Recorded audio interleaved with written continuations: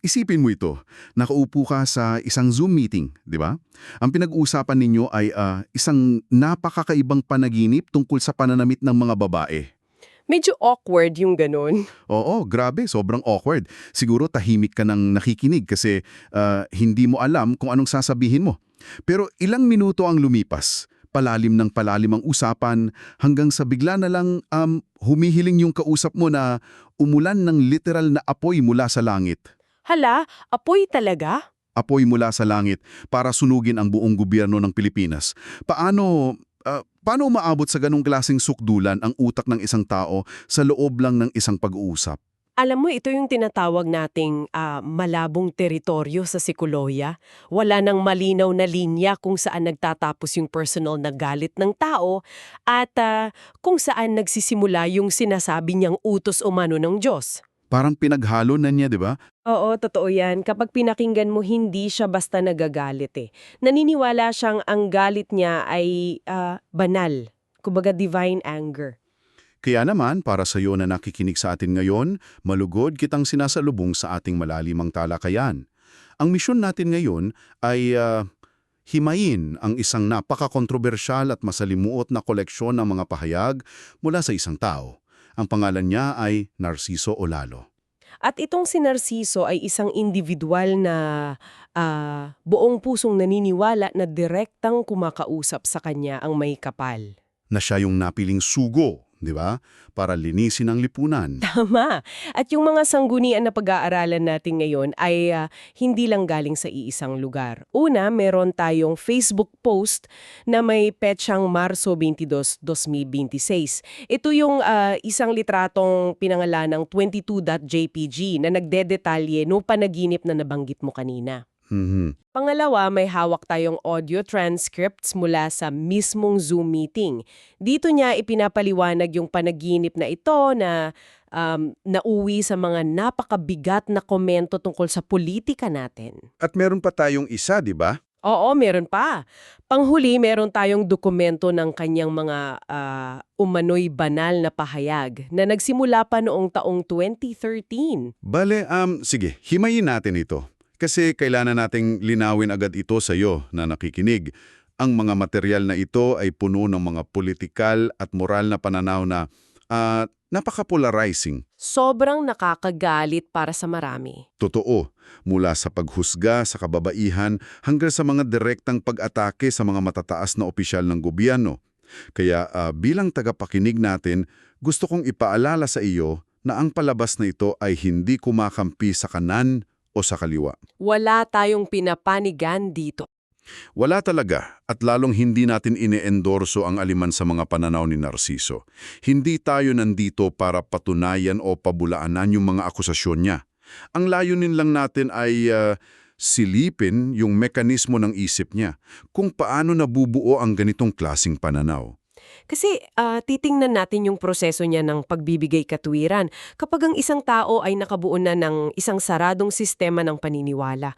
Bawat maliit na detalye sa paligid niya ay nagiging patunay. Kahit panaginip lang. Kahit panaginip man o isang balita sa TV, nagiging patunay ito ng kanyang pagiging sugo. E di simulan natin dun sa panaginip niya sa 22.jpg. Ibinahagi ito ni Narciso sa Facebook bilang isang direktang mensahe umano mula sa langit. Ang kwento niya, habang nasa isang tabi siya sa panaginip, may lumapit daw na isang magandang babae na bigla na lang sinubukang dukutin ng kanyang ari. Grabe yung detalye ha? Oo, nakailag daw siya. Tapos may isa pang babae sa di kalayuan na nakatingin at sumanyas doon sa unang babae na ituloy lang yung ginagawa nito. At dito nagiging napaka-pisikal at medyo kakaiba yung detalye ng kwento. Nang mahawakan ulit ang kanyang ari, nakasalong daw itong si Narciso. Hinawakan niya ng maigpit yung kamay ng babae. Tapos anong ginawa niya? Pagkatapos, dinukot niya yung kanyang sariling ari gamit ang sarili niyang kamay at tahasang ipinahid niya yung kamay niya sa mukha ng babae. Wait lang, ipinahid sa mukha? Oo, ang layulin daw nito ay para maamoy niya yung amoy na gusto niya. Ang naging reaksyon daw ng babae sa panaginip ay natutula na lang, wait, totoo ba? Literal niyang ipinost ito sa Facebook bilang isang spiritual na pahayag. Parang, para sa karamihan sa atin, baka hindi na natin ikwento sa iba yung ganitong klaseng panaginip eh. Oo, kasi napaka-awkward at magulo, di ba? Sobra. Pero sa loob ng kanyang Zoom meeting na nasa audio file natin, hindi lang niya ito ikinuwento. Binigyan niya ito ng natakalalim na theological na kahulugan. Bakit daw niya napanaginipan iyon? Bale, sa paningin ni Narciso, yung mga babae sa panaginip niya ay hindi basta mga karakter. Sila ay sumisimbolo sa mga kababaihan sa totoong buhay na nagsusuot ng maiiksing damit, yung mga nagpapakita ng cleavage. So, kinonekta niya sa pananamit. Tama. Ang logic niya rito ay ang mga babaeng ito ang nag-umpisa ng kabastusan. Dahil sa pananamit nila, sila raw yung aktibong tumutukso sa mga lalaki na magkasala. Parang kasalanan pa nung babae. Oo, Kaya't mariin niyang idiniin na kung mabastos man yung mga babaeng ito sa kalsada, wala raw silang karapatang magalit. Sila mismo ang nag-imbitan ng kabastosang iyon. Pasausapan yung isang tao doon. ay oo, yung tinatawag nilang brother nurse. At dito mo talaga makikita kung paano nakakahanap ng validation yung isang paniniwala. Paano niya na-validate? Ikinonekta nitong si Brother Nurse yung panaginip sa isang viral na issue sa Pilipinas noon. Nabanggit sa usapan yung tungkol sa isang politiko sa Quezon City na napaulat na nagpahayag ng pagnanasa sa aktres na si Ann Curtis. Dahil sa pagiging sexy nito. Oo. At imbes na punahin nila yung politiko na bumastos, buong pusong sumang-ayon si Narciso na ang may kasalanan ay si Ann Curtis. Wow! Kung hindi raw nagsusuot ng ganoong klasing damit yung aktres, hindi siya pagnanasahan. Alam mo, kapag iisipin mo ito para sa ayon na nakikinig, ang logic na ito ay ang pinakaklasikong halimbawa ng tinatawag nating victim blaming. Oo, yung paninisi sa biktima. Kasi gagamit ako ng analohiya ha. Isipin mo, kapag naiwan mong bukas yung pinto ng bahay mo, tapos may pumasok na magnanakaw at nilimas ang gamit mo, parang sinasabi ni Narciso na wala ng kasalanan yung magnanakaw? Na ikaw yung may kasalanan. Oo, ikaw daw ang may kasalanan dahil inimbitan mo sila sa naiwang bukas na pinto. Ayun nga, inililipat niya yung bigat ng moralidad mula doon sa taong gumawa ng masamang aksyon papunta doon sa taong naging biktima. 'Di ba? Baka nga nagkulang ka sa pag-iingat dahil nakabukas ang pinto, pero hindi ibig sabihin nun biglang naging legal ang magnakaw. Ang pagnanakaw ay desisyon pa rin ng magnanakaw. Tama. Inaalis ni Narciso ang pananagutan sa mga lalaking hindi kayang magkontrol ng sarili nilang pagnanasa. Tapos ibinabato yung buong sisi sa kababaihan dahil lang sa pinili nilang suotin. At ang mas nakakababala rito ay hindi niya inilalabas ito bilang isang personal na opinyon lang. Iyan ang pinakamabigat na bahagi. Ginagamit niya ang salitang Diyos para gawing absolute yung posisyon niya. Oo nga, no? Hindi niya sinasabing ito ang pananaw kong konserbatibo. Ang idinedeklara niya ay ito ay mensahe mula sa itaas. Kapag ganyan ang nabing balangkas ng usapan, tinatanggalan mo ng karapatan ang sinuman na questionin ka eh. Siyempre, dahil kung sasalung natin mo si Narciso, hindi mo lang siya sinasalungat. Sa paningin niya, kinakalaban mo ang may kapal. Ang nakakatakot dyan ay ang ganitong klaseng panghuhusga ay hindi lang tumitigil sa mga babaeng dumadaan sa kalye. Kapag naniwala kang ikaw ang boses ng Diyos, biglang ang buong paligid mo ay nagiging sakop na ng jurisdiction mo. Oo, umaabot kahit saan. Paano nga ba tumatawid ang isang ordinaryong tao mula sa pagiging mapamuna sa kapwa papunta sa pagiging isang divine corrector o banal na tagapagtama? Nasasagot iyan nung nakaraan niya na ikinwento rin niya doon sa Zoom meeting. Bale, bago siya naging mangangaral, nagtrabaho si Narciso bilang isang checker sa Bureau of Customs. Sa customs pala siya nagtrabaho. Oo, at madalas daw siyang lumalaban sa mga illegal na gawain doon. Particular na doon sa tinatawag niyang Section 12. Ikinuwento niya na dahil sa kanyang mahigpit na paninindigan, marami siyang nakabangga na kasamahan. Natural, siguro sa customs yun, no? Ano daw ang ginawa sa kanya? Nakakatanggap daw siya ng mga one finger o middle finger mula sa kanila dahil hindi siya sumasabay sa agos ng korupsyon. Naranasan mo na ba, para sa iyo na nakikinig, na may kaopisina kang laging kumukontra sa lahat ng bagay hanggang sa umiwas na lang ang buong departamento sa kanya? Oo, yung tipong iniiwasan na siya sa lunch break. Di ba? Kadalasan, may isip ng taong iyon na baka may mali sa pakikitungo niya. Pero para kay Narciso, yung pag-iwas at galit ng mga tao sa kanya ay hindi senyales na nakakainis siya. Hindi talaga. Para sa kanya, badge of honor yun? Kasi binabasa niya ang sarili niyang kasaysayan gamit ang isang makalangit na lente eh. Itinuturing niya yung mga away sa opisina bilang patutunay na mula pa noong bata siya, itinalaga na siyang tagapangangaral na isinilang para labanan ng kasamaan. At dito nabubuo yung napakakaibang pilosopiya niya tungkol sa pagmamalasakit. Ano bang tingin niya sa pagmamalasakit? Kasi parang iba yung definisyon niya ng pagmamahal kumpara sa karaniwang tao. Sobrang iba. Ayon kay Narciso, ang pagrespeto sa desisyon ng ibang tao, lalo na kung alam mo namang mali ito, ay hindi pagmamahal. Ito daw ay pagtulak sa kanila sa kapahamakan. Okay. So anong tunay na pag-ibig para sa kanya? Ang tanging paraan daw para maipakita ang tunay na pag-ibig ay ang pamumuna. Kailangan mong punahin ang lahat.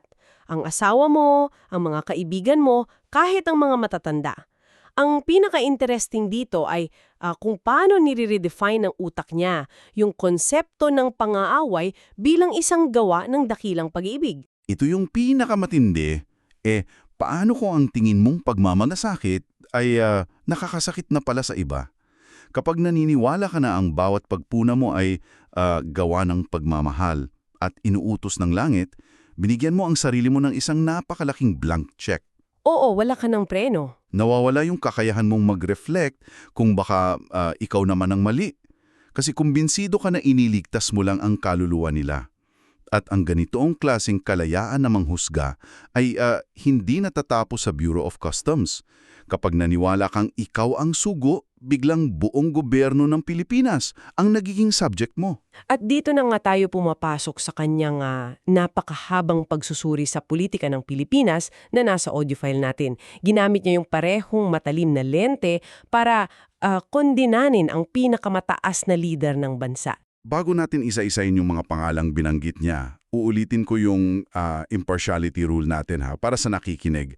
Ipapaliwanag natin kung ano yung mga naging akusasyon ni Narciso dahil ito yung nasa source material natin.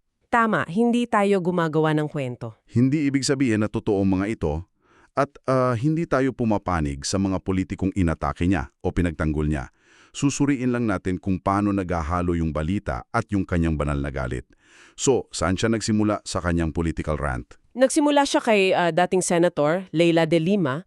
Binatikos niya ito ng matindi. Particular na yung issue kay Jonel na driver nito, pati na rin yung umano'y pagsasayaw ni de Lima sa loob ng kulungan. Oh, okay.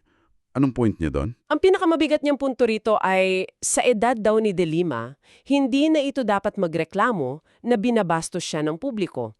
Dahil lahat naman daw ng lumalabas na balita laban sa kanya ay totoo. Grabe, bumalik na naman tayo sa victim blaming nito. Oo, parehong pattern eh. Kung ano yung paniniwala niya sa pananamit ng babae sa kalsada, pareho lang din ang pananaw niya sa isang senadora. Parehong kasalanan daw ng babae. Tapos, sino pa ang isinunod niya? Hindi siya nagpigil pagdating sa kasalukuyang administrasyon. Tahasan niyang pinaratangan si Pangulong Marcos bilang utak daw ng malawakang organisadong korupsyon. Wow, malaking akusasyon yan.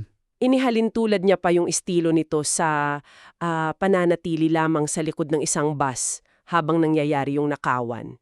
Mas malala pa, direkta niyang inakusahan ng Pangulo na isa itong adik. Adik daw. Oo.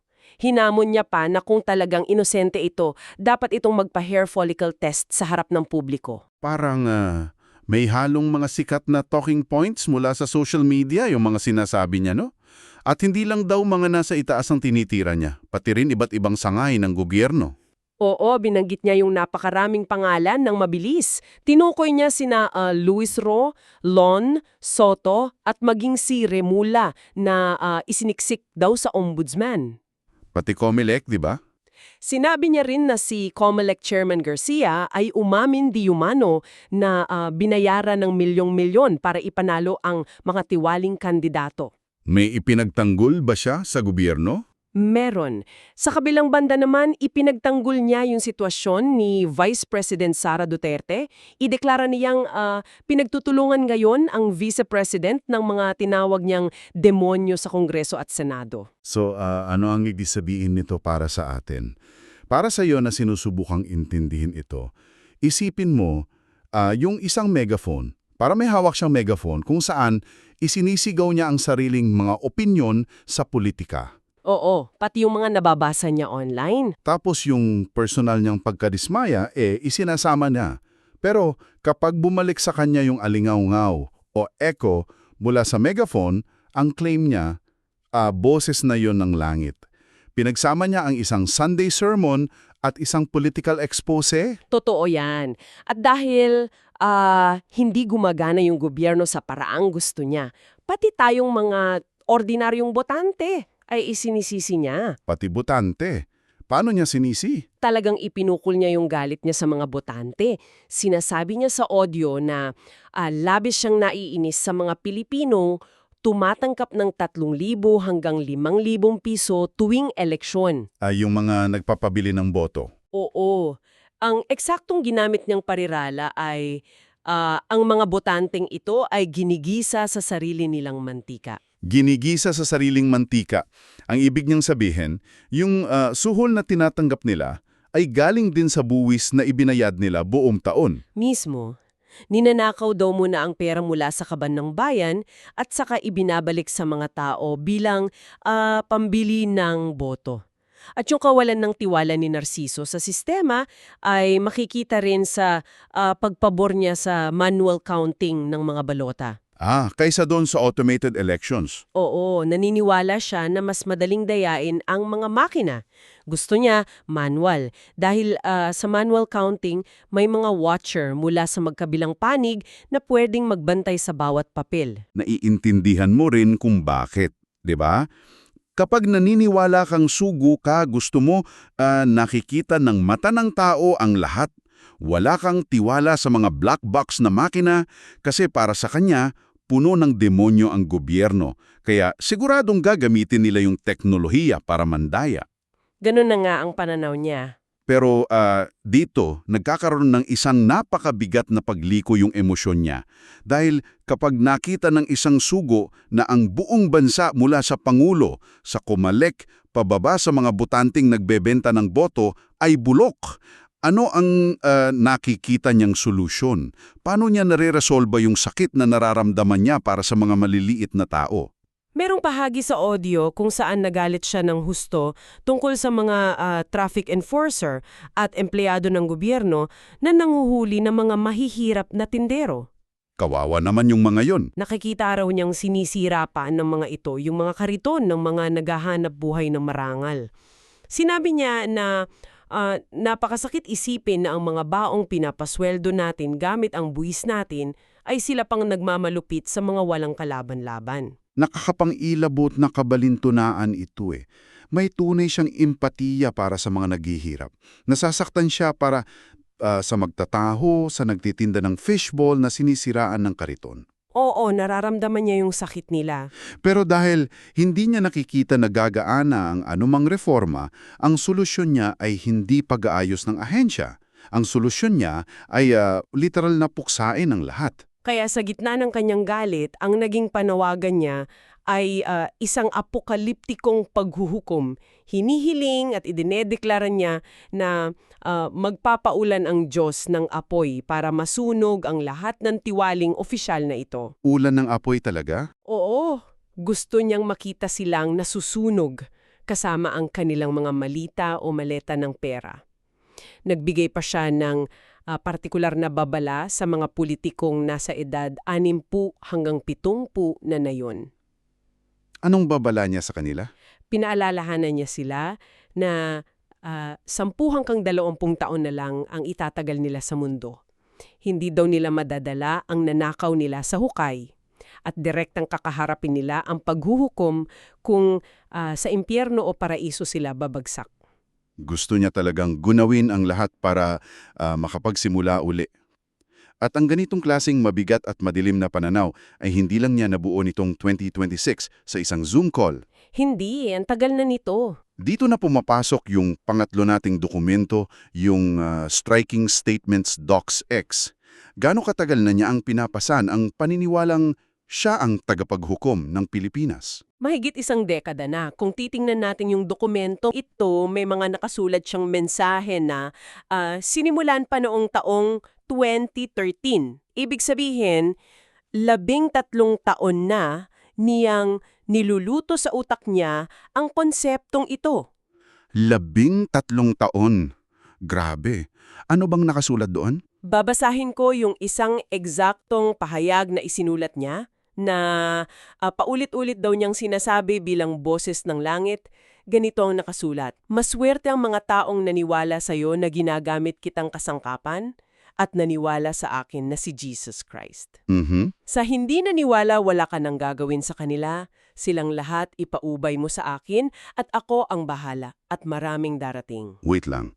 Isinulat niya yon mula sa pananaw ng Diyos na kumakausap sa kanya, ginagamit kitang kasangkapan? Oo, ganun na nga. Pinapalaya niya ang sarili niya sa anumang responsibilidad. Kung hindi ka naniwala kay Narciso, hindi siya ang magagalit sa iyo, ang Diyos daw ang bahala sa iyo. Kung iko-connecta natin ito sa malaking larawan, ito yung ultimate defense mechanism ng isip niya eh. Sa loob ng mahigit 10 taon, lahat ng taong umawis sa kanya sa Bureau of Customs Lahat ng taong nainis sa kanya kapag pinupunan niya yung suot nila. at lahat ng politikong kinainisan niya sa balita, kinukupkop ng konseptong Diyos ang lahat ng nararamdaman niya. Yung sarili niyang kalungkutan at galit sa isang mundong hindi perpekto ay nagiging misyon ng langit. Nakakabigat isipin, ano? Ibubuod ko lang sandali para sa iyo na nakikinig, yung pinagdaanan natin sa talakayang ito. Kasi napakalayo at napakalalim ng nilakbay natin ngayon eh. O napakaraming nangyari. Nagsimula tayo sa isang awkward na panaginip tungkol sa pananamit ng kababaihan na naging dahilan para isisi sa kanila ang pambabastos. Naglakbay tayo papunta sa nakaraan ni Narciso sa customs kung saan yung pagiging iniwanan at kinaliinisan ay nakita niya bilang senyales ng pagkabanal. Tapos napunta tayo sa politika. Oo, sumisid tayo sa napakahabang listahan niya ng mga politiko mula kay Marcos hanggang kay De Lima na ginamit niya para paghaluin ng politika at relihiyon. Hanggang sa umabot tayo sa sukdulan, ang matinding pagkadismaya niya para sa mga mahihirap na nagtulak sa kanya na humiling ng ulan ng apoy mula sa kalangitan. At bakit nga ba natin ito binusisi ng ganito kalalim? Bakit mahalaga para sa atin na intindihin ng isip ng isang tulad ni Narciso? Dahil ipinapakita nito kung gaano kapangyarihan at kadelikado kapag ang matinding pagkadismaya sa lipunan ay binalot ng absolutong paniniwala sa sariling kabanalan. Delikado talaga. Kapag naniniwala ka kasi na ikaw ang nagsasalita para sa Diyos, nawawalan ka ng pasyensya sa proseso ng tao. Ang gusto mo ay agarang parusa kahit mga hulugan pa ito ng pagkawasak ng buong sistema. Bago tayo magpaalam, gusto kong mag-iwan ng isang mapanuksong katanungan para pag-isipan mo ng mag-isa habang nagkakape ka, nagmamaneho o bago ka matulog.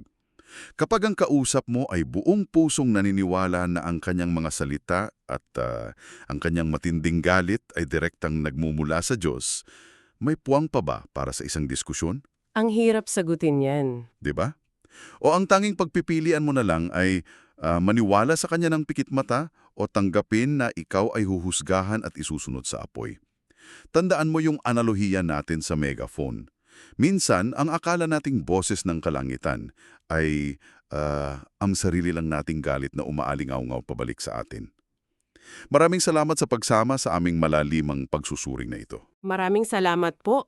Patuloy lang tayong maging kuryoso at mapanuri sa mga impormasyong nakapaligid sa atin. Hanggang sa muli nating talakayan, paalam!